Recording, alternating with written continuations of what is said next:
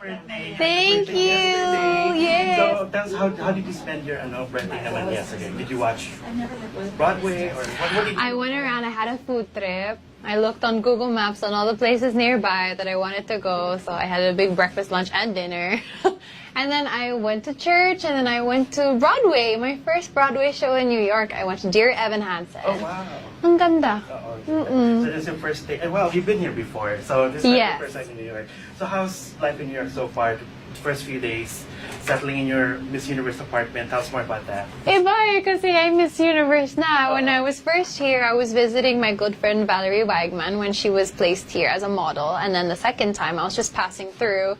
So now to call myself a resident, like I'm moving in, is so crazy. And I moved into the Miss Universe apartment, and you know, the MU org has just made me feel so welcome and made the transition so smooth, so it doesn't feel very abrupt, if that makes sense. And the apartment's beautiful. I can look out my kitchen and see Central Park, and parang it feels like a movie. Sobrang ganda talaga.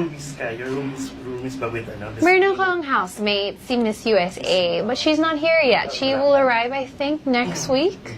So excited to see her, excited to also allow her to show me around New York, because she has been in that apartment for her reign, so I'm sure she knows places to go, things to see, so definitely looking forward to meeting up with And her. then going back to your birthday, kasi di ba, yung Christmas is your parang best Christmas gift ever to the Filipinos. Yeah. Is this your best birthday gift ever, being the Miss Universe? Yes! For sure, I would never forget. And it's my 25th birthday, so quarter of a century. So it's quite a milestone for me. And I really look back on 2018 feeling so fulfilled.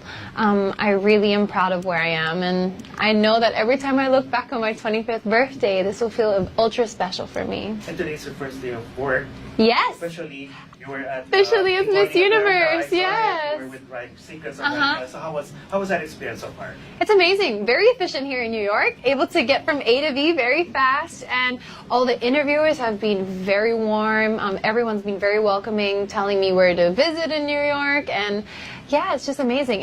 It's starting to really sink in now that I am Miss Universe, because over Christmas and New Year, I had a very quiet celebration with my parents in the Philippines. So I kind of forgot that I was Miss Universe.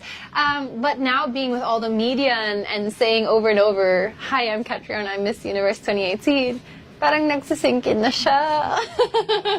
And one of the questions of tinatanong sa'yo palagi is that when you were younger, your mom had this dream, and then now it's a Yes. reality. Yes.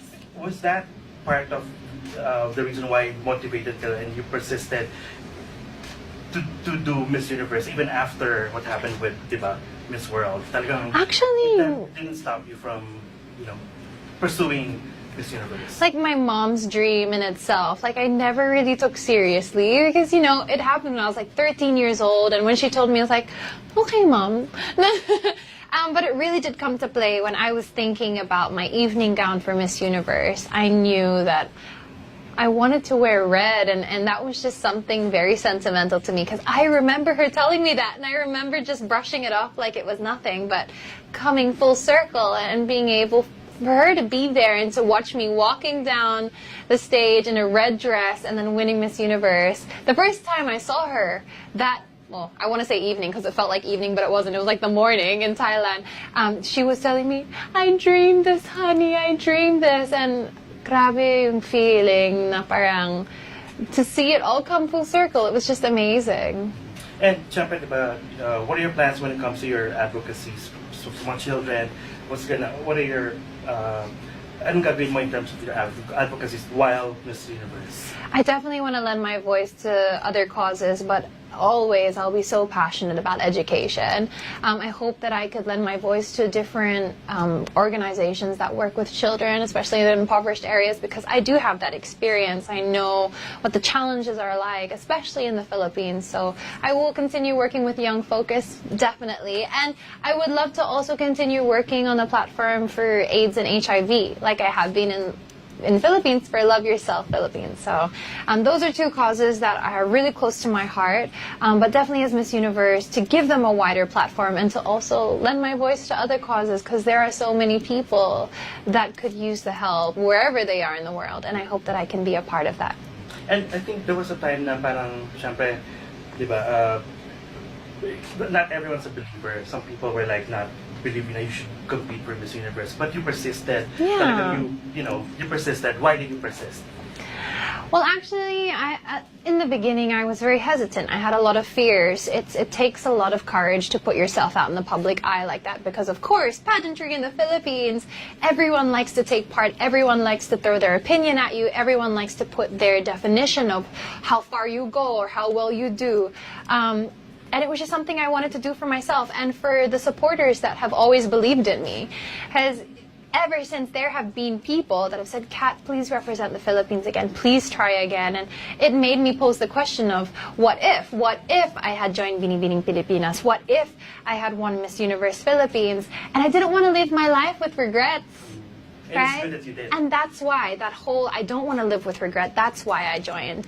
And to see, even from day one of applications, the support that I received, has made me feel like I've never been alone on this journey. I've always felt like I wasn't just doing it for myself, but for all those people behind me. And going on to Wear Philippines, I felt that Philippines was behind me. And now, as Miss Universe, I know that I have support systems in every country around the world. So that feeling makes me feel incredibly fulfilled in what I'm doing. And speaking of journey, how would you describe your journey so far until this point?